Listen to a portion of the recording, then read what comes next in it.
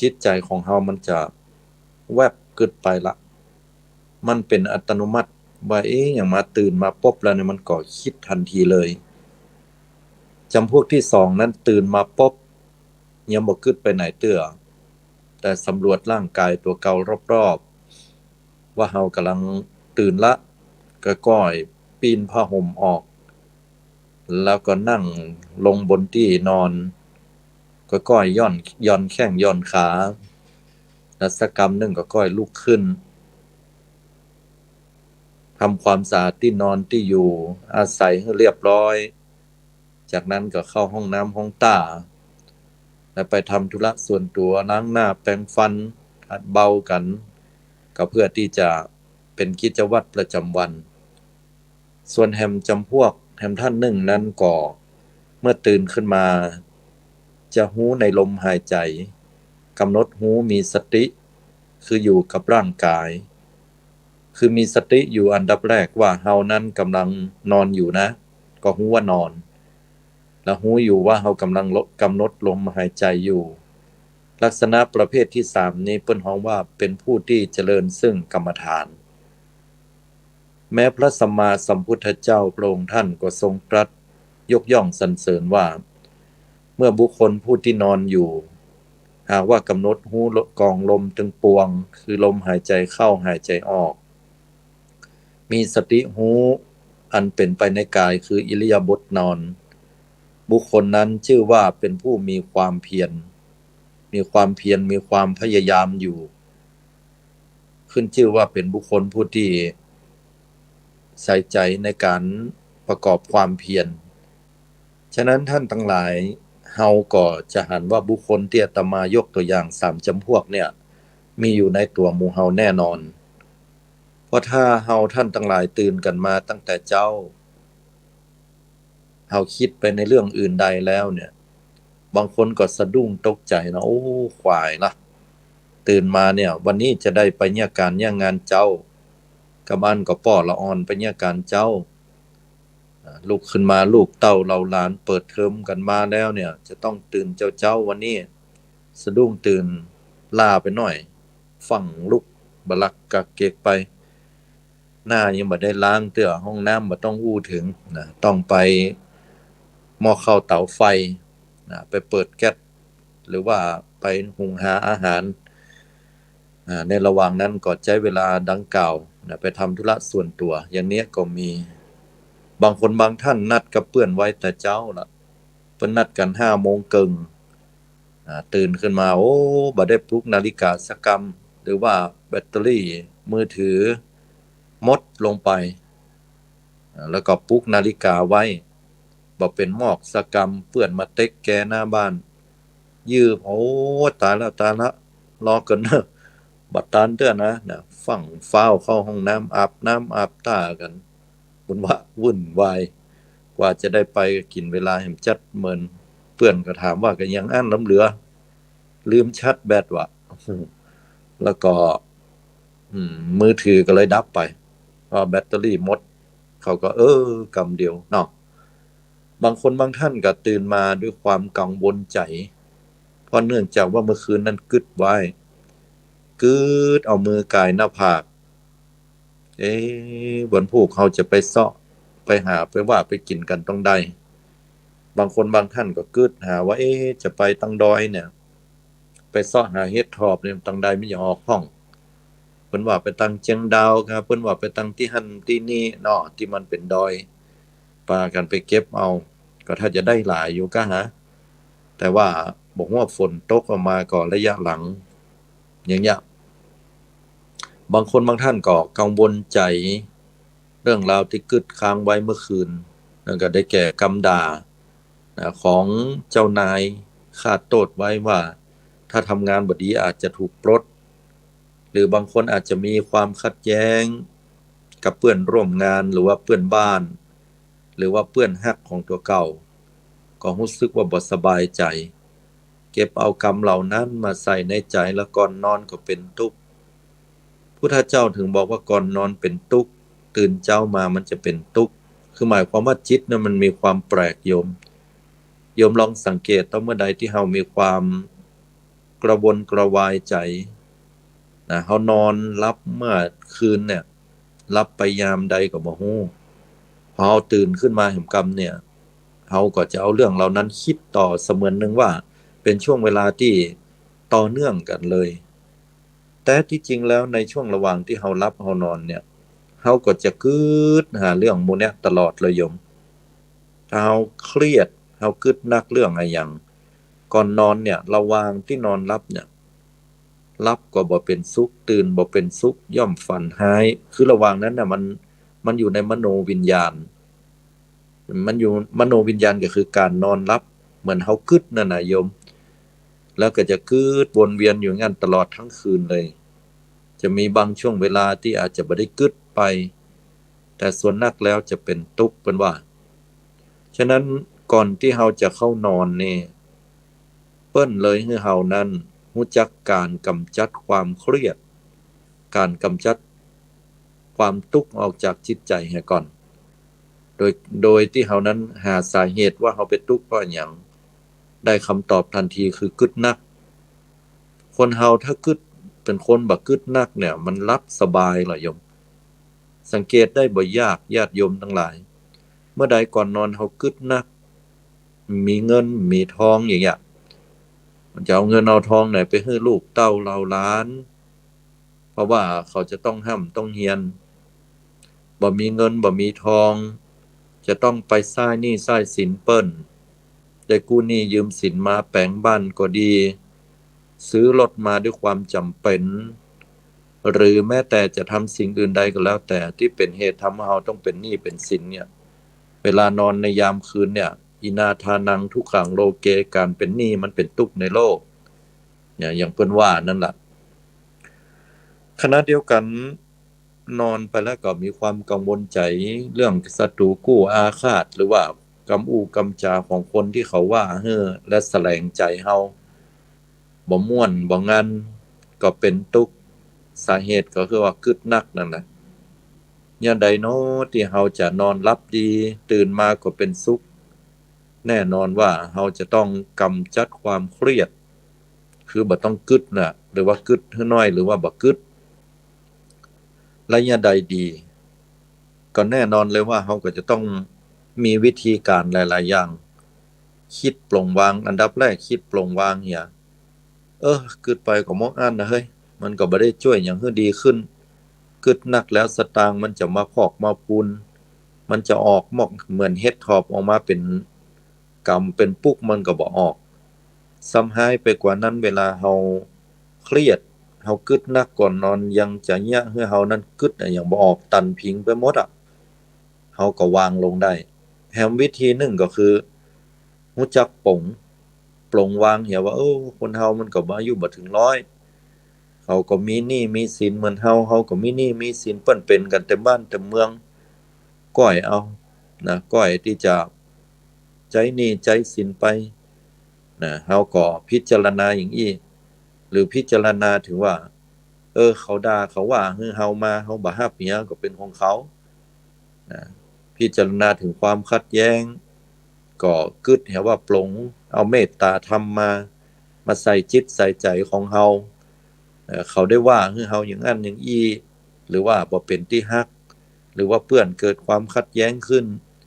ตั้งจิตอันเป็นกุศลพิจารณาแผ่เมตตาให้เขาว่าเนี่ยเฮาเนี่ยฮักตัวกลัวตายเฮาบ่ต้องการให้ไผมาบุบหูตีตาว่าให้เฮาบรรดาคนทั้งหลายก็ดีเหล่าสรรพสัตว์ทั้งหลายเนี่ยเพิ่นก็ฮักตัวกลัวตายบ่ต้องการให้ไผมาบุบหูตีตามาว่าให้กับตัวของเขาเหมือนกันฉันใดเนี่ยเฮาก็เหมือนกันเฮาก็ฮักตัวเก่าเปิ้นก็ฮักตัวเก่าพิจารณาใจเปิ้นใจเฮาอย่างงี้ก็แผ่เมตตาเอาความปรารถนาดีไปให้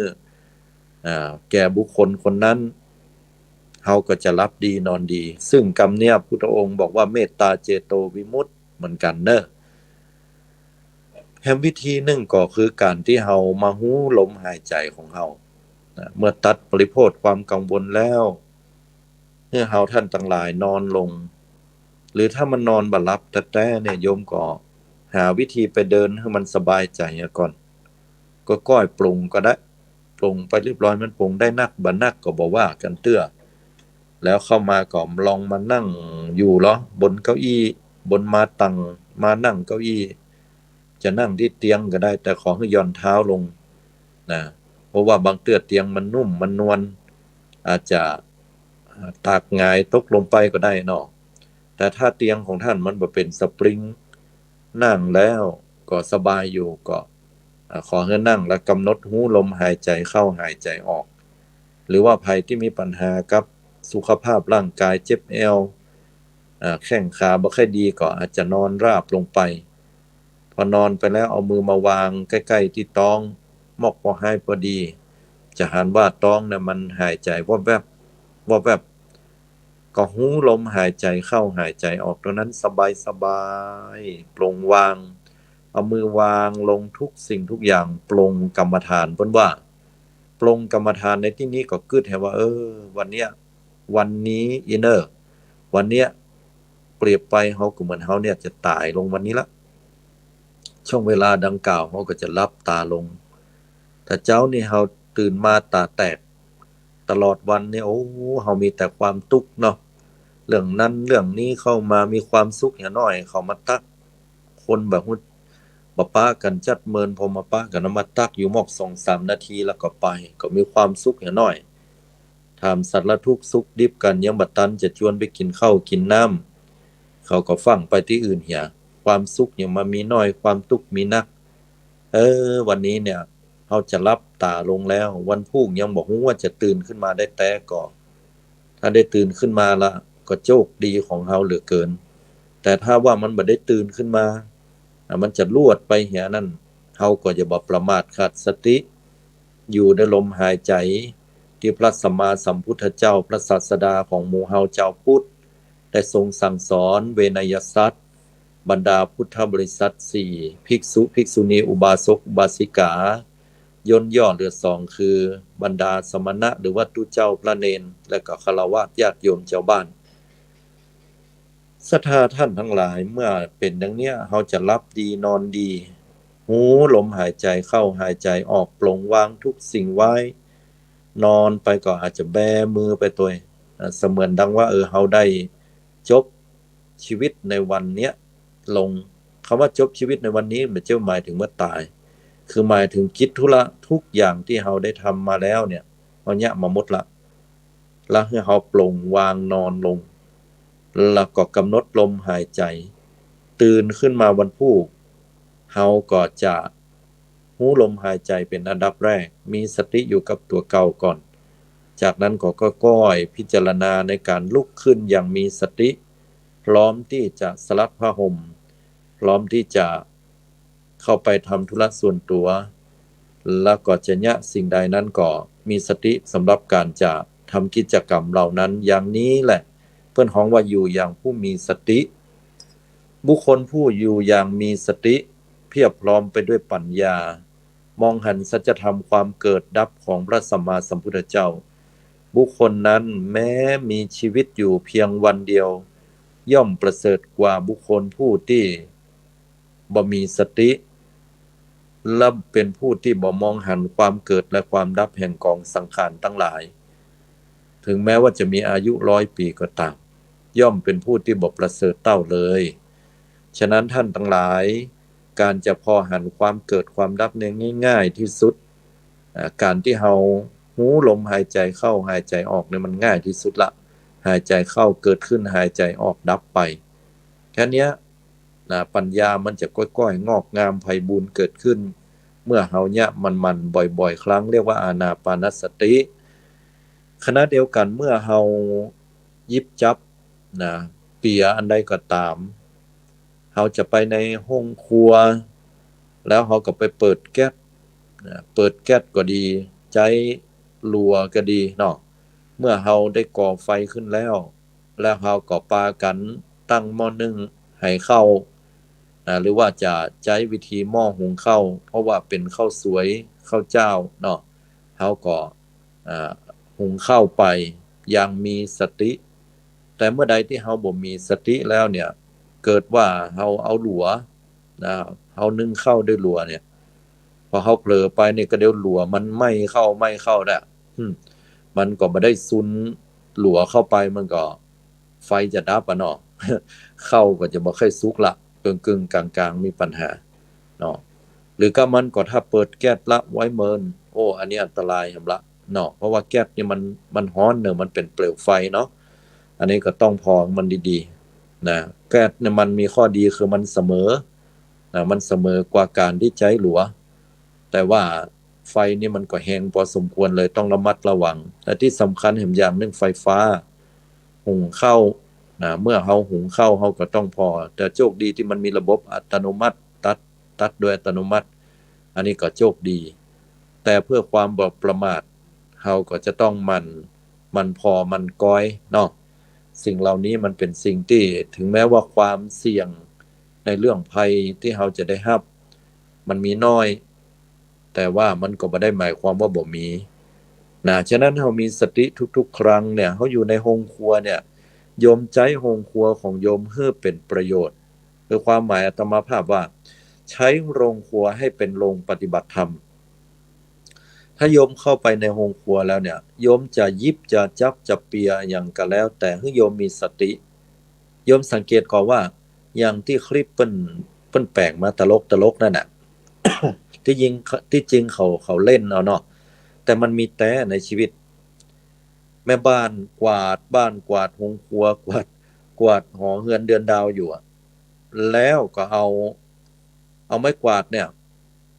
อยู่ตองกงเนี่ยเป็นเน็บที่กะลี่ พอไปเน็บไว้ปรากฏว่าซ่อหาหรอไปตั้งใดก็บอกว่าตัวพอหันพอนี่ก็กลัวไปไว้ตั้งใดใหญ่น่ะ พอแล้วก็อดขึ้นหัวมได้มันมีอยู่น้อยโยมเนาะแต่มาเชื่อว่ามีถ้าบ่มีนี่เขาบ่เอามาเล่นนะเนาะเออ เขาก็ต้องมีสติกะนะสำรวจอันดับแรกเขาจะไปซ่อนไหนสำรวจที่ตัวเก่าอันดับแรกเลยอันนี้ยกตัวอย่างแม้แต่แว่นตาเนี่ยเขาจะไปสำรวจรอบข้างเพื่อเขาสำรวจตัวเก่าอันดับแรกก่อนที่แต่แล้วเขาแว่นตาไว้ไหนนะกูลืมไปอยู่หน้าอกกูนี่เหรอไอ้น่ะเสียบไว้นะที่จ้องหน้าอกก็คือ เป็นเอาว่าถุงเสื้อที่หน้าอกเตื้อก็เอาใส่ตลับกองไว้ยัดไว้ใส่ที่เตียวยาวสักหลังเตื้อนั้นก็ลืมไว้ที่แอวเนี่ยมันจะมีตัดแป๊บอยู่นะครับใส่หางที่เพิ่นเก็บแว่นตาได้อันนี้คือบักเก่าหน่อยบางคนก็เอาก้างไว้บนปุ่นน่ะบนหน้าผาก บนหน้าผากบนหัวบนตอยหาว่าแว่นตาอยู่ไหนอ่ะนะกำลังหานึ่งข้าวเป่าไฟตาก็บ่ค่อยดีหาเนาะบางคนก็อาจจะเนี่ยอันใดก็แล้วแต่นะเราต้องสำรวจตัวเก่าแล้วถึงก้อยๆไปพอว่าตะกี้เนี่ยเรายืนอยู่ที่ไหนนั่งอยู่ที่ไหนเราเนี่ยอย่างก็ก้อยพอทีละน้อยละน้อยจะไปเครียดอาตมาเข้าใจความรู้สึกเนี่ยอาตมาก็เป็นเหมือนกันแต่บ่ได้เป็นถึงขั้นที่ว่าลืมติดตามเนื้อตามตัวไอ้น่ะการลืมมันจึงมีโยมมันมีเล็กๆน้อยๆเป็นเรื่องปกติถ้าเราบ่ได้ใส่ใจมันน่ะแต่ถ้าเราฝึกนะโยม พักหลังเขาจะรู้เลยว่าเกิดการเปลี่ยนแปลงเอานั่นก็คือการที่เรามีสติเตือนตัวเก่าตลอดนะมันจะเป็นอัตโนมัติเกยขึ้นมาเรื่อยๆถ้าเราปล่อยตัวเก่าเนี่ยอัตโนมัติก่อนจะปล่อยตัวเก่ามันก็จะลืมง่ายแต่เมื่อใดก่อนที่เราจะลุกนะเวลาเราไปแอวที่อื่นเราไปทำงานหรือว่าเราไปทำธุระที่อื่นที่ใดก่อนที่เราจะลุกเนี่ยเราจะต้องคิดแล้วว่าเราเอาอย่างวางไว้รอบๆนะขแจรถกาแว่นตากาโทรศัพท์มือถือเนี่ยลืมกันง่ายถ้าหากว่าปะคนซื่อไสหรือบ่มีไผไปปะเฮาไปปะอยู่ว่ามันอยู่ที่หั่นหรือว่าเปิ้นเก็บไว้เฮือนี่ก็มีโอกาสได้คืนแต่ถ้าเมื่อใดก็ตามปะคนบ่ซื่อก็บอกว่าบ่หันโทรศัพท์บางครั้งบางเครื่องเนี่ยมันบ่ใช่ถูกสมาร์ทโฟนหมู่เนี้ย iPhone อย่างเงี้ยเครื่องหนึ่งเนี่ยถ้าเป็นเครื่องที่มาแรกๆซื้อมาสดๆเนี่ยแปลง3-4หมื่นพุ่นน่ะสักหลังเตื้อก็ไปซื้อมือสองก็ยังแปลงเลยเป็น20,000 10,000 20,000ได้แต่ ต่อเฮาไปขายก็ราคาแพงแม้แต่สมาร์ทโฟนรุ่นอื่นก็แล้วแต่มันก็เป็นสมบัติที่เฮาต้องใจอ่ะมันใจกันหมดอ่ะมันเป็นเรื่องที่เฮาต้องใจในชีวิตประจำวันน้อยคนนักที่เพิ่นจะปฏิเสธการใจส่วนนักแล้วมีคนละมือคนละเครื่องหูติ๊บตาติ๊บมินิจะโทรไปหาอีน้อยหรอกพุ่นมันอยู่สหรัฐอเมริกาพุ่นโทรไปต่องแต่งอีน้อยอีแม่สตางค์หมดอ่ะอืมสิ้นเดือนนะเดี๋ยวเจ้าจะโอนไปให้แม่นอโอนเข้ามาปิ้งลูกโอนขึ้นมา20,000ยิ้มบอกฮุกง่ายก็ยงว่าหูติ๊บตาติ๊บกันเนี่ยเดียวเนี่ยเพราะนั้นเมื่อเราใช้ชีวิตประจำวันเนี่ยยกตัวอย่างว่าโฮงครัวประเดี๋ยวนี้โยมเฮ้อโฮงครัวนั้นเป็นโฮงครัวแห่งโรงปฏิบัติธรรมหมายความว่าถ้าโยมนึ่งข้าวอยู่เฮาก็ฮู้ว่าเฮานึ่งข้าวหุงข้าวอยู่เฮาก็ฮู้ว่าหุงข้าวยังบ่ได้ปลดเด้อนะว่าอย่างนั้นยังบ่ได้ถอดปลั๊กเตื้อทำสัญญาไว้ในใจแบบนี้จากนั้นแล้วเวลาที่เหลือจะนี่หยังไปล้างหน้าล้างตาส้วยหน้าส้วยตาก็กะเวลาเอาเนาะว่าเมื่อให้เข้าของเฮาเนี่ยเฮาใจหยังใจหลัวละไว้เนี่ยเอาไปแปรงฟันเนี่ยก็เดี๋ยวปิกมาตันก่อน2ถ้าเฮาใช้แก๊สเราจะต้องใช้เวลากะว่าประมาณสักกี่นาทีมันจะขึ้นหม้อหุงแล้วเฮาจะต้องปลดพร้อมปลดเนี่ย3ถ้าเฮาหุงข้าวด้วยปลั๊กไฟอันนี้โชคดีมันมีระบบตัดอ่าเขาก็ลองกะบ่ใช่ว่าไปแปรงฟันเสร็จเรียบร้อยแล้วก็ลืมอะกะเนาะลืมเขากำลังนึ่งข้าวอยู่ในห้องครัวเนี่ยมันจะเป็นห้องปฏิบัติธรรมสกรรมเพราะว่าปุ้นแก้วใจมาหาหน้าบ้านผู้ไหนวะหาเยอะเยอะคำเดียวเกินนี่หรอกเอาไปออกไปปุ๊บเนี่ยหูอยู่ว่าตอนนั้นกำลังนึ่งข้าวละไว้เนาะพออู้ไปอู้มาแก้วใจมาอู้ให้ฟังว่าอย่างมาเป็นดีม่วนดีงันอีหลอตัวอย่างอันอย่างอีแต่การอย่างอันอย่างอีอู้กันม่วน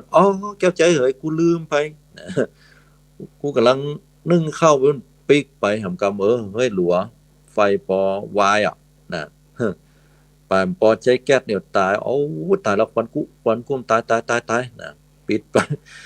มันถึงเป็นเรื่องที่อดเคยหัวบ่ได้นะญาติโยมควันกุ้มดีมันบ่ไหม้ละ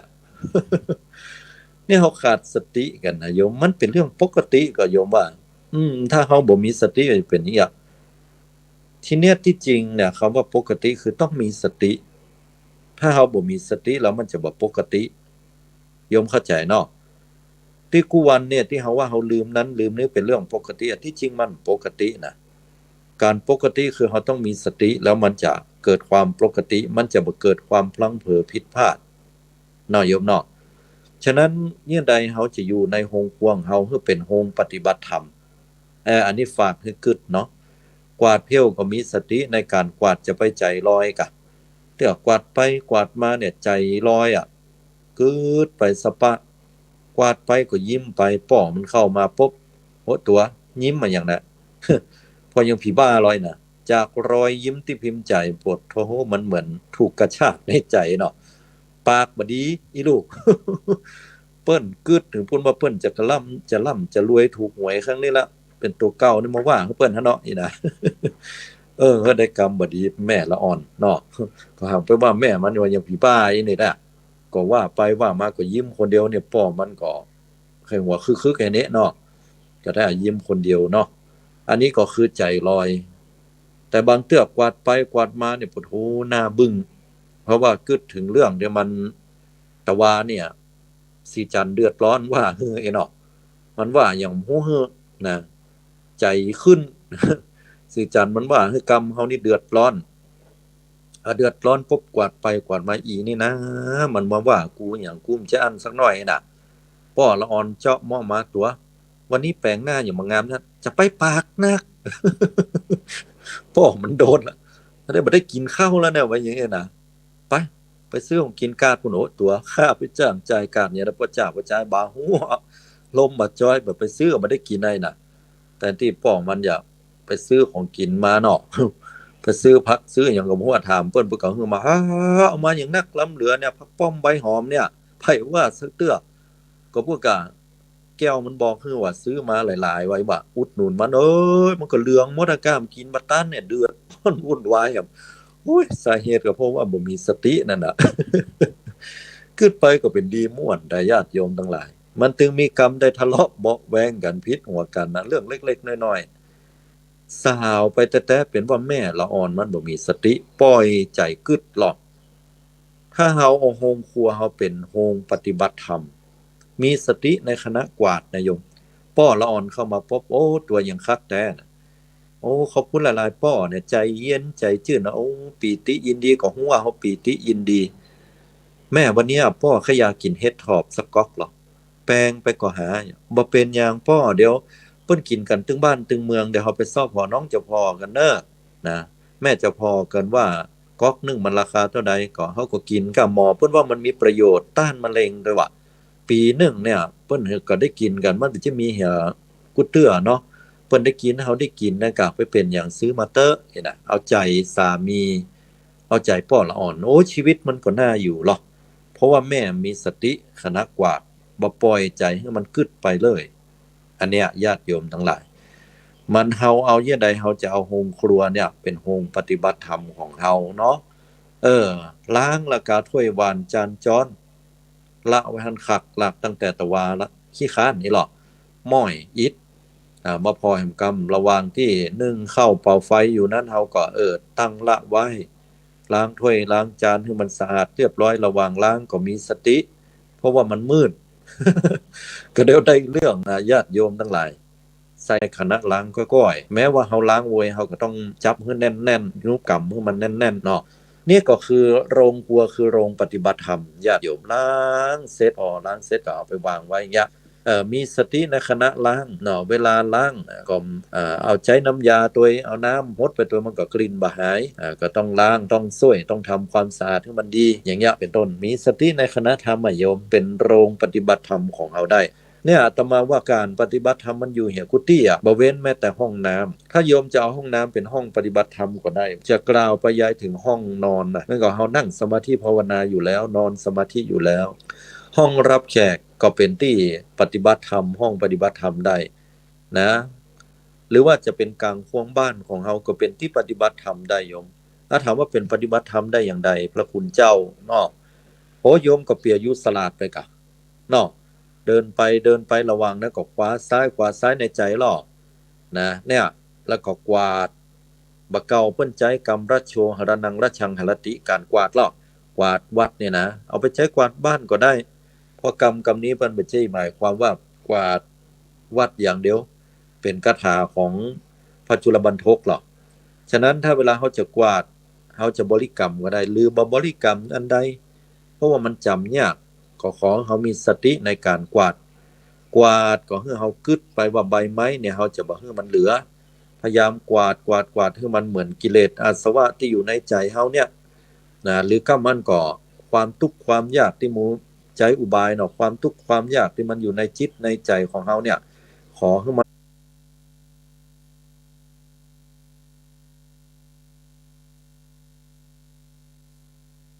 ติเหมือนใบไม้นะเฮามีสติในการกวาดอย่าปวดโทษหรือว่ากวาดมารวมกันอาจจะคือแถมอย่างนึงว่าขอให้เงินคำกำก้าแก้วแหวนแสนจึงมันไหลมาต้อมมาเปาะมาหอมกันเหมือนที่เฮากวาดใบไม้เนี่ยนะใจอุบายนี่ในใจกวาดยังมีสติมาเปาะมาต้อมมาหอมไว้แล้วก็เก็บมันเนี่ยอันนี้มีสติระหว่างนั้นเนี่ยดีแม้แต่กลางห่วงบ้านก็เป็นที่ปฏิบัติธรรมได้หันก็ญาติโยมขอให้เรามีสติระดับแม่นสตินี่บางทีมันก็ลงก็เผลอไปคิดเรื่องอื่นเป็นเรื่องธรรมดาที่สุด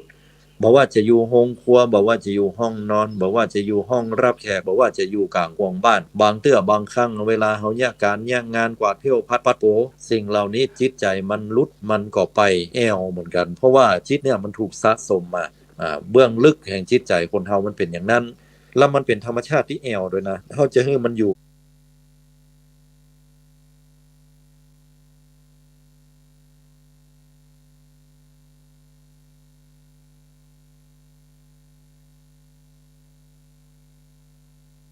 ฝึกมันได้แล้วเนี่ยญาติโยมมันอยู่กับเฮาเนี่ยโอ้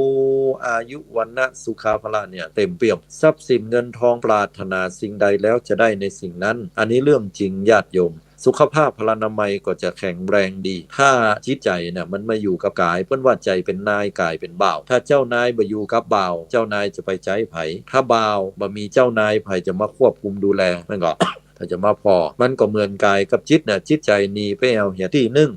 ไปอยู่กับคนอื่นแล้วบ่อยู่กับกายตัวเก่าเดี๋ยวมันจะเกิดการผิดพลาดพลั้งเผลอละเนี่ยอะหยังไปก็ลืมเนี่ยอะหยังไปก็ตกใส่แข้งใส่ขาเนี่ยอะหยังไปก็มีอันที่จะต้องผิดพลาดนะเพราะว่าใจลอยใจมันไปอยู่ที่อื่นที่บ้านเฮาฮ้องกันว่าใจลอยนั่นน่ะแม่นก็ญาติโยมว่าฉะนั้นแล้วเนี่ยใดกลางควงบ้านเฮาเป็นกลางควงแห่งการปฏิบัติธรรมมีสติในการกวาดญาติโยมกวาดเพลก็มีสติเฮากวาดเอาเสนียดจันไรความบดีออกไปเน้อนะด้วยการมีสติอันเนี้ยเสนียดจันไรในจิตในใจเฮาที่เฮาจะผ่านพบประสบปะมันจะหมดไปกวาดเพลความขี้โลภของเฮาเน้อขอให้ความขี้โลภเฮาเป็นคนขี้โลภนักนะใจเนี่ยตอนนี้เฮาฮู้แต่พอเวลาไปหันแล้วมันห้ามใจบ่ได้นี่นะกวาดไปแล้วโยมตั้งสัจจะอธิษฐานขอใบไม้ใบตอกเนี่ยเหมือนความโลภตึงมดตึงมวลคือมันหมดมันเสี่ยงไปถามว่ามันได้อานิสงส์ก็ได้แน่นอนโยมเพราะเฮาเจริญสติบ่จำเป็นที่ว่าจะต้องเป็นวัดเป็นวาเสมอไปถ้าเป็นวัดเป็นวายิ่งได้บุญเพิ่มมากขึ้นแต่เนี่ยบ้านเฮาก็ได้เหมือนกันได้สติได้พิจารณาธรรมก็เป็นบุญอย่างหนึ่งนะเจริญในกรรมฐานมันก็เบาๆกวาดเพลไปนะขอให้สิ่งที่มันเป็นอัปมงคลสิ่งที่บ่ดีเป็นเสนียดจันไรเนาะจอมเจาะเดาะด้อยสิ่งบ่ดีกวาดมาต้อมๆแล้วเอาไปเผาเหี้ยนะขอให้สิ่งเหล่านี้มันหมดมันเสี่ยงไปจากจิตจากใจข้าเจ้าความโลภโกรธหลงก็ดียังก็ดีที่มันบ่ดีขอให้มีสิ่งดีๆเนี่ยมาสู่ชีวิตของเฮาก็ว่าไปละโยมมันถึงดีเนี่ยลานบ้านควงบ้านของเฮาเป็นที่ปฏิบัติธรรมจาที่สุดไปห้องน้ำเข้าไปในห้องน้ำมันเป็นที่เก็บรวบรวมสิ่งสกปรกโสโครกอาจมเฮาเนาะอุจจาระปัสสาวะเฮาก็เข้าไปนะห้องน้ำเป็นห้องแห่งการปฏิบัติธรรมพอล่อห้องน้ำอันดับแรกมันต้องสะอาดถ้าห้องน้ำสกปรกนี่บ่เข้าท่า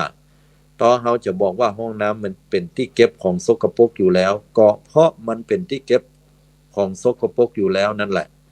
เฮาจึงต้องทำให้มันสะอาดบ่ว่าจะเป็นน้ำยาล้างห้องน้ำก็ดีผงซักฟอกก็ดีพยายามรักษาความสะอาดห้องน้ำของเฮาไม่ให้มันสกปรกเพราะว่าถึงแม้เฮาจะใช้ส่วนตัวก็ตามแต่ป้องกันโรคภัยไข้เจ็บต่างๆหรืออาจจะมีแขกมากาห้องเนาะเอาสะอาดหรือใจกันหลายคนในครอบครัวเงี้ยห้องน้ำเนี่ยต้องเป็นห้องน้ำที่สะอาดเฮาก็ขนของต่างๆออกมาทำความสะอาดปฏิบัติปัดโปจัดเป็นระเบียบเรียบร้อยกระจกกระเจิกกาแว่นมันบ่าสะอาดแปรงฟันเตือนหนึ่งปึ๊ดเข้าไปกำหนึ่งเนี่ยเอาปึ๊ดเข้าไปถึงน้ำลายกาเนาะยาสีฟันก็มันติดนะติดกระจกเนี่ยเบิ่นมันถึงซกกระปรกให้เหลือเกินเนาะอ่างล้างหน้าเป็นคราบนะหรือว่าเขาจะพอแล้วเนี่ยตั้งห้อมนะตั้งฝากำแพงโอ้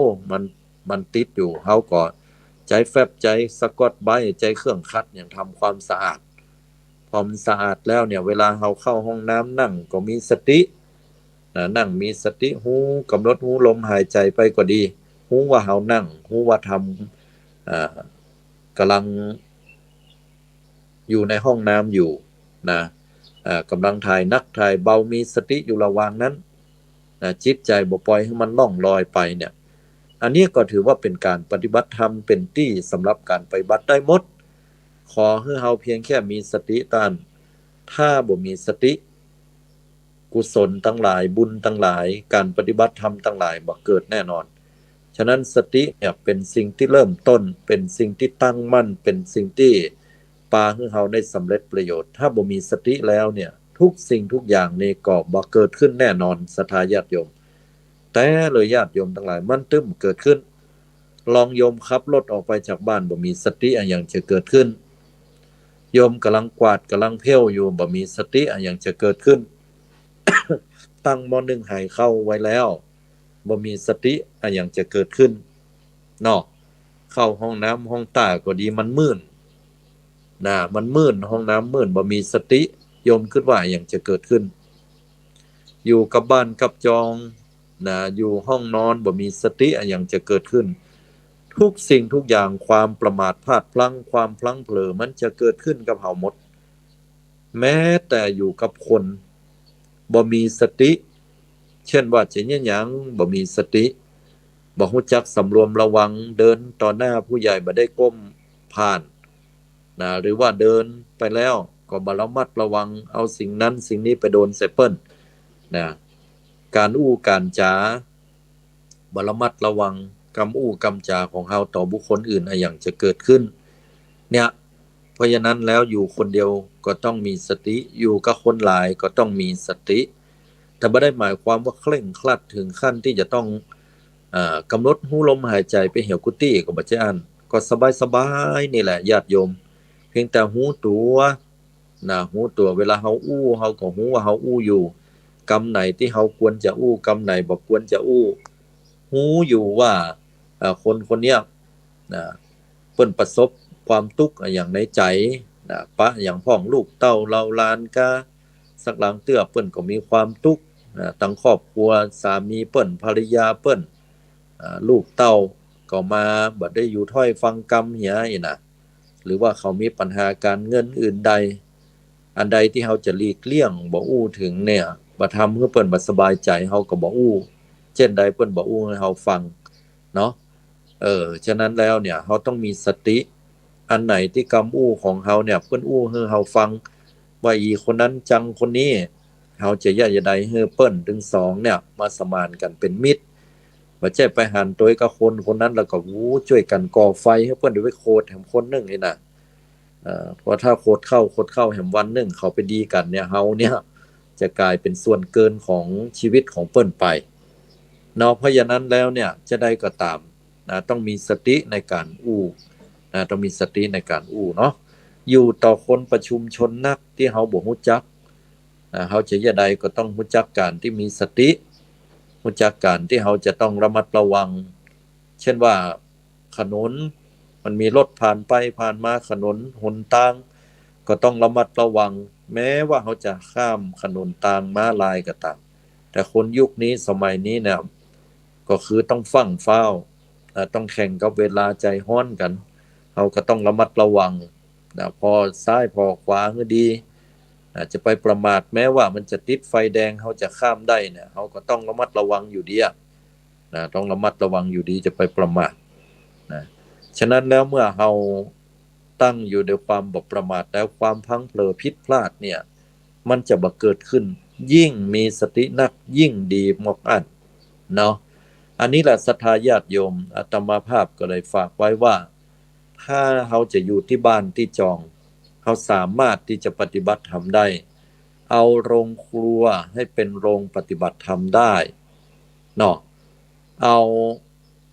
ห้องนอนให้เป็นห้องปฏิบัติธรรมได้เอาห้องรับแขกให้เป็นห้องปฏิบัติธรรมได้เอากลางควงบ้านให้เป็นกลางควงแห่งการปฏิบัติธรรมได้เอาห้องน้ำห้องต้าให้เป็นห้องน้ำห้องต้าที่ปฏิบัติธรรมได้และเอาการที่เฮาออกไปสู่สังคมกว้างก็เป็นที่สำหรับการปฏิบัติธรรมเฮาได้หมดโดยการที่เพียงแค่เฮามีสติหูทานถือว่าเป็นกุศลละเนาะเป็นสิ่งที่ดีงามละเฮาก็จะขึ้นชื่อว่าบ่เบียดเบียนตัวเก่าเพราะว่าเฮาบ่ประมาทต้องมีสติเฮาบ่เบียดเบียนคนอื่นเฮาจะเนี่ยหยังสักอย่างเฮาจะอู้หยังสักอย่างเฮาก็คิดถึงใจเปิ้นใจเฮาแม่นก็ถ้ามีสติแล้วแทนที่เฮาจะด่าตอบเขาเขาด่าตอบมาเฮาก็บ่ด่าละแทนที่เฮาจะด่าเขาเฮาก็มีสติก่อนที่จะด่าจะว่าเฮาก็กลับกลายเป็นว่าตักเตือนกันไปโดยพอเฮามีสติเนี่ยมันเปลี่ยนได้ทุกอย่างถ้าเฮาบ่มีสติแล้วเนี่ยมันจะวุ่นวายอาตมามาพอข่าวหนึ่งข่าวหนึ่งที่น่าสนใจอยู่ก็พอดีขอยกเป็นเคสตัวอย่างให้ญาติโยมได้ฟังธรรมก็แล้วกันว่าพอดีข่าวที่มันมีเนี่ยก็คือมีแม่ค้าคนหนึ่งเนาะ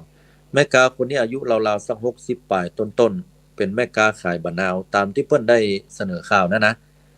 ไผพ่อนี่จะหันเนาะแม่ค้าขายบะนาวแล้วก็มันมีแม่หญิงคนหนึ่งอายุราวๆสักน่าจะประมาณสัก20ปลาย30ปลายเนี่ยราวๆเนี่ยมันก็ไปซื้อบะนาวอีแม่ค้านี่มันก็อยู่ในกาดนี่ละ นั่งขายบะนาวกวนกวนวันนี้มันมีแม่หญิงคนเนี้ยมาซื้อปรากฏว่าเอาแบงค์500เนี่ยให้แม่กาต้องทอนอยู่490 บาทเพราะว่าขายอยู่ปุ้นหนึ่งประมาณขายอยู่บักกี้แกนประมาณ10 บาทก็ปรากฏว่าซื้อเรียบร้อยแล้วปุ๊บเนี่ยแม่กาก็ท้วงติงว่าเฮ้ยอย่างบ่เอาตังค์ฮื้อเลยจะไปละกาว่าอย่างนั้นอีน้องนี่มันก็บอกว่าฮื้อละนาตะกี้ฮื้อแล้วฉันให้แล้วนะว่าอย่างนี้น่ะแม่กาก็บอกว่ายังบ่มีสตังค์ในมือเนี่ยว่าอย่างนี้ก็พอไปพอมาบ่มีแต่นี่เนาะอีน้องนั้นบอกว่ายังใดก็ยืนยันว่าฮื้อแล้วไปบปกำลังจะไปละเนี่ยโอ้แม่กาคนนี้บ่ยอมคนหรอกลุกขึ้นมาก็เปียแขนอันนี้ แล้วก็เดือดร้อนวุ่นวายว่าคือกันเอาเข้าอีน้องนี่มันก็ว่าบอกว่าจ่ายแล้วยืนยันว่าจ่ายแล้วบ่จะเป็นคนอย่างอันฟังไหนร่างไหนบ่เอาไหนแม่ก้านี่ก็ตบหน้าอีน้องนี่ไปกำหนึ่งหาว่าเป็นคนที่โกหกมดเท็จอู้กำบัดแต่เนาะแล้วก็จะเบี้ยวกาว่าอย่างนั้นนะบ่ยอมจ่ายกาอย่ากะแม่ยิงคนนี้โดนทำร้ายก็บอกว่าโอ้ไปย่อย่างนั้นนะเขาเป็นเจ็บเป็นคนแบบนั้นหนูไม่ใช่อย่างนั้นนะคะหนูจ่ายแล้วอะไรอย่างเงี้ยนะฝ่ายแม่การน่ะบ่ยอมก็จ้างแขนกันว่าจะไปโรงพักไปโรงพักไปเลยจะแจ้งความเอาผิดมันเราออนไม่ยิงว่าไปก็ไปกะเพราะว่าตัวเก่าก็มั่นใจว่าตัวเก่าเนี่ยจ่ายแล้วเองนะในที่สุดพอไปใกล้ถึงโรงพักอย่างใดอีท่าไหนบ่ฮู้ปรากฏว่าโทรศัพท์มาหาอีแม่กานั้นแม่กานั้นจากท่าทีที่มีความรุนแรง ต้องการจะแจ้งความก็เลยเสียงอ่อนว่าช่างมันเถอะบ่าวละนะบัดแจ้งความไม่อย่างสักอย่างแล้วบัดเดี๋ยวนี้น่ะถือว่าฟาดข้อไปแล้วก็แล้วกันเหียน้อยอีน้องนี่บ่เอาตัวละคำนี้นะโหไปว่าอย่างนั้นเปลี่ยนใจโบยแต่อีป้า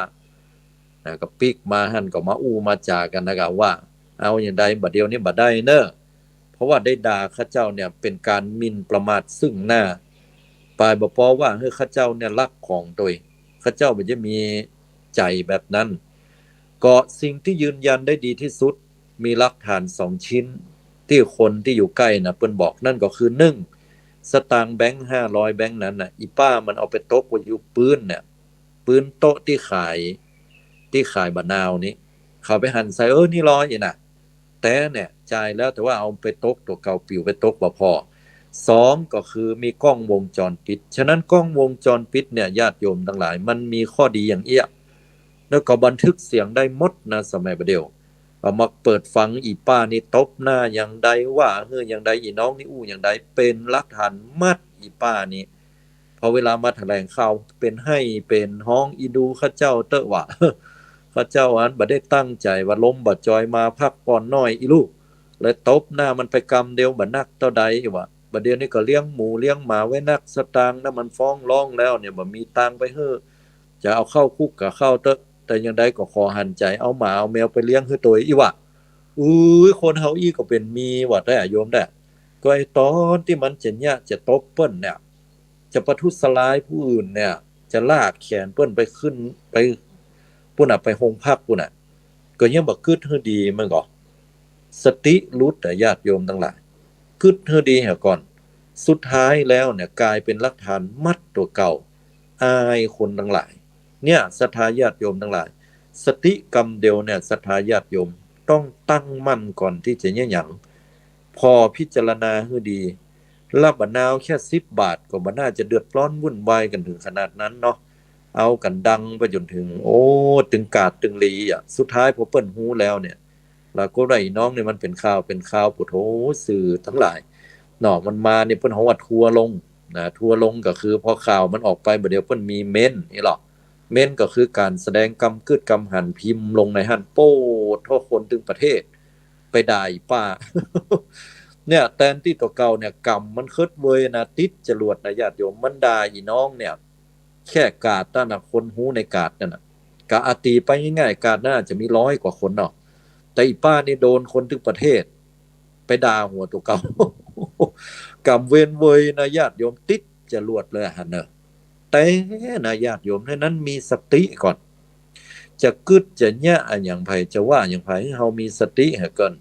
เนาะเพราะกรรมเพราะเวรมันคิดเวยนี่แหละ เตื้อเฮาผิดเองเปิ้นผิดเองเนาะ จะได้ก็แล้วแต่อาตมาบ่ได้มุ่งในการที่จะไปทำลายไผแต่อาตมากำลังจะบอกว่าเรื่องข่าวสารตัวเนี้ยมันเป็นอุทาหรณ์สอนใจที่ดีเหลือเกินบ่ได้ไปซ้ำเติมแม่กาคนนั้นเพราะคนเฮามีข้อผิดพลาดได้บ่ได้ไปว่าคือน้องคนนี้นะเพราะว่าน้องคนนี้อาจจะถูกตบถูกทำร้ายเนี่ยก็เป็นไปได้ในสังคมปัจจุบันฉะนั้นจะอย่าใดความมุ่งหมายของอาตมาในเคสนี้ก็คือว่าคือเฮามีสติก่อนที่เฮาจะยิหยังกึดแหวก่อนแล้วก้อยว่าจะไปว่าผ่านคนอื่นว่าผ่านคนนั้นคนนี้เนี่ยความทุกข์ความลำบากและวิบากกรรมเนี่ยมันจะตยมาหาเฮาจะมีแต่ความทุกข์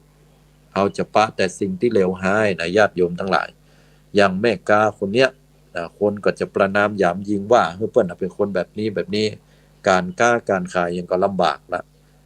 ดังนั้นก็เฮาท่านทั้งหลายอย่างนักอย่างเบาก็ขอให้มีสติเน้อ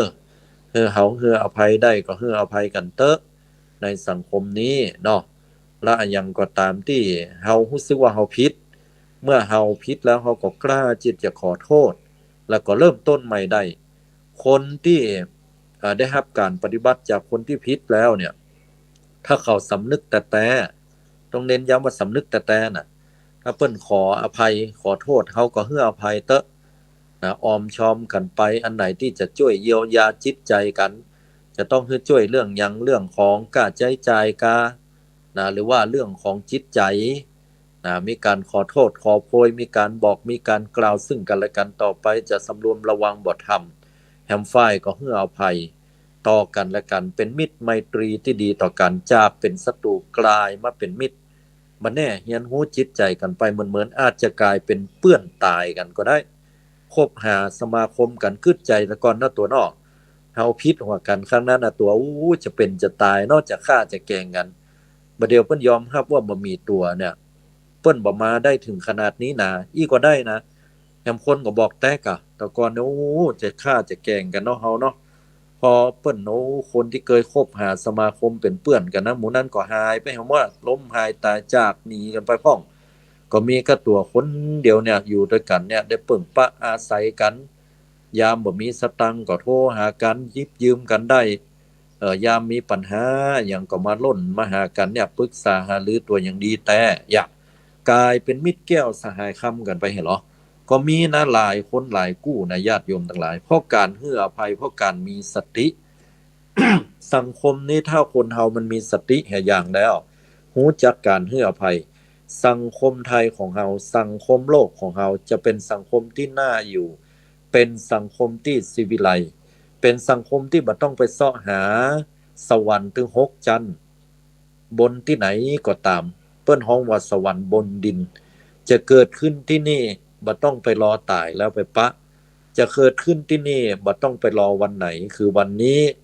วันที่เฮามีสติวันที่เฮานั้นรู้จักให้อภัยผู้อื่นวันที่เฮาหยิบยืมแต่มีตรภาพไมดีไมตรีต่อกันซึ่งสังคมไทยตอนนี้เป็นสังคมที่เรียกว่าเจ็บป่วยกันตรงนี้ต้องได้รับการเยียวยาด้วยสติและเมตตาธรรมถ้าคนเฮามีสติมีเมตตาธรรมสังคมนี้จะเป็นสังคมที่น่าอยู่เป็นสังคมที่ดีงามเป็นสังคมที่มีแต่รอยยิ้มแตนคราบน้ำตาเป็นสังคมที่น่าบานแตนหน้าบึ้งเป็นสังคมที่อยู่แล้วไผก็มีความสุขบานหวานใจต่างประเทศยกย่องว่าสยามเมืองยิ้มบ่ใช่สยามหน้าบึ้งฉะนั้นเราจะทำอย่างไรให้เราเป็นประเทศที่เรียกว่าสยามเมืองยิ้มแตนสยามหน้าบึ้งนะก็โดยการที่เรามีสติโดยการที่เรารู้จักให้อภัยโดยการที่เรามีเมตตาธรรมต่อกันและกันฉะนั้นวันนี้อาตมาภาพก็ได้นำเอาน้ำธรรมคำสอนของพระสัมมาสัมพุทธเจ้าคือการปฏิบัติธรรม การปฏิบัติธรรมในปัจจุบันทุกที่ในที่ทุกสถานในการทุกเมื่อใช้ชีวิตอย่างมีสติเมื่อชีวิตมีสติแล้วปัญหาทุกอย่างมันก็คลี่คลายปัญหาที่เคยเกิดขึ้นแล้วก็คลี่คลายไปในทางที่ดีประกอบกับการที่เรามีใจเย็น มีสติแล้วใจเย็นลงมีเมตตาธรรมมีการให้อภัยสังคมนี่จะเบ่งบานไปด้วยความฮักเบ่งบานไปด้วยมิตรภาพไมตรีพลดรภาพและคณะเดียวกันถ้าหากว่าเรามีสติเจริญสติแห่งการปฏิบัติกรรมฐานอยู่หรือว่าปฏิบัติอยู่ซึ่งปัจจุบันอารมณ์อยู่ก็เป็นเหตุเป็นปัจจัยให้เรานั้นได้มีความสุขและขึ้นชื่อว่าเราเป็นสาวกของพระสัมมาสัมพุทธเจ้าเป็นเจ้าพุทธแต่เพราะคำว่าเจ้าพุทธนั้นต้องถามก่อนว่าหลายๆคนจะถามว่าเป็นเจ้าพุทธอย่างไรเขาเป็นเจ้าพุทธเพียงแค่ทะเบียนบ้านกันฟังดูคำนี้เนี่ยก็น่ากึดเหมือนกันนะเพราะว่าหลายๆคนเนี่ยจะบอกว่าเขาเป็นเจ้าพุทธเพราะว่าเกิดมานับถือศาสนาพุทธแต่ความเป็นพุทธของเขาคือพุทธอย่างใดเมื่อใดก็ตามที่เขามีสติเมื่อใดก็ตามเขาเจริญสติเจริญความเมตตาเจริญการให้อภัยกายวาจาใจของเขานั้นจะทำยังก็มีสติคิดให้รอบคอบก่อนจะอู้จะทำอย่างนี้เขาเรียกว่าเป็นเจ้าพุทธเจ้าพุทธไม่ได้หมายความว่าเขาจะต้องมีในทะเบียนชื่อว่านับถือศาสนาพุทธแต่เขาบ่มีศีล5เลยเขาเป็นคนที่บ่มีน้ำใจขาดสติบ่มีความเอื้ออารีอารอบบ่มีจิตใจอันผ่องใสสะอาดคือปราศจากโลภะโทสะโมหะแม้เพียงเศษเสี้ยวแห่งใจเขาก็ขึ้นชื่อว่าเป็นผู้ไกลจากคำว่าเจ้าพุทธแต่ถ้าบุคคลใด ที่บ่ใช่เจ้าพุทธก็แต่ว่าเจริญอยู่ซึ่งสติมีสติอยู่ในขณะที่เราจะคิดจะทำต่างๆใช้ชีวิตอยู่ด้วยความมีสติใช้ชีวิตอยู่ด้วยปัญญาและรู้จักการเมตตาซึ่งกันและกันเอื้อเฟื้อเผื่อแผ่เราก็ขึ้นชื่อว่าเป็นเจ้าพุทธโดยการกระทำได้ฉะนั้นศรัทธาสาธุชนญาติโยมทั้งหลายในวันนี้เสียดายเหมือนกันเนาะที่บ่สามารถโทรเข้ามาได้อาตมาก็ต้องขออภัยตัวเนาะระบบมันก็ล่มไปก็พยายามที่จะจัดแจงหรือว่าซ่อมแซมมันให้ดีขึ้นแต่ก็คงจะใส่ช่องทางของ LINE แอปพลิเคชัน LINE ตัวเนี้ยในการสนทนาธรรมของญาติของโยมไปก่อนเนาะเอาละมาสู่ช่วงปลายของการบรรยายพอเวลานี้ก็คงจะใกล้จะหมดแล้วเนาะศรัทธาญาติโยมสาธุชนทุกท่านก็ขออำนวยอวยพรให้ทุกท่านทุกคนด้วยเดชแห่งคุณของพระรัตนตรัยคือคุณของพระพุทธเจ้าพระธรรมพระสงฆ์ศีลธรรมกรรมฐานครูบาอาจารย์เจ้าทั้งหลายก็ขอให้ได้มาสถิตอยู่เหนือเสียนเก้ากลางกระหม่อมจอมขวัญของมุลศรัทธาสมณศรัทธาทุกท่านทุกคนทุกผู้ทุกนามทุกตนทุกองค์ที่ได้สดับรับฟังธรรมอยู่ขอให้ทุกท่านนั้นจงเพียบพร้อมไปด้วยสติเพียบพร้อมไปด้วยปัญญาเพียบพร้อมไปด้วยความสุขเพียบพร้อมไปด้วยสุขภาพอันดีเพียบพร้อมไปด้วยทรัพย์คืออริยทรัพย์ทรัพย์อันประเสริฐและทรัพย์ที่เฮาใจสอยในชีวิตประจำวันขอทุกท่านเพียบพร้อมไปด้วยมิตรไมตรีมีคนยิบยื่นน้ำจิตน้ำใจให้เปลี่ยนไปด้วยความสุขความเจริญก้าวหน้ายิ่งขึ้นไปแม้ลูกหลานต่านเต้าก็เป็นผู้มีความกตัญญูกตเวทิตาธรรมกู้ครองก็ได้ดูแลพอกอยกันตราบเท่าชราและจากกันไปตลอดจนถึงมิตรภาพแห่งเปื้อนมิตรภาพแห่งทุกสิ่งทุกอย่างก็ขอให้บังเกิดแก่ศรัทธาสาธุชนญาติโยมให้ทุกท่านทุกคนแคล้วคลาดต่อพยานอันตรายทุกสิ่งทุกประการเจริญด้วยอายุวันนะสุขะพละที่สุดแล้วอำนวยอวยพรให้ทุกท่านได้ดวงตาหันธรรมถึงฝั่งมรรคผลนิพพานในชาตินี้ทุกท่านทุกคนทุกผู้ทุกนามทุกตนทุกองค์ตยวันนี้ขอนำเอาธรรมะปิกปอกไปก่อนปะกันใน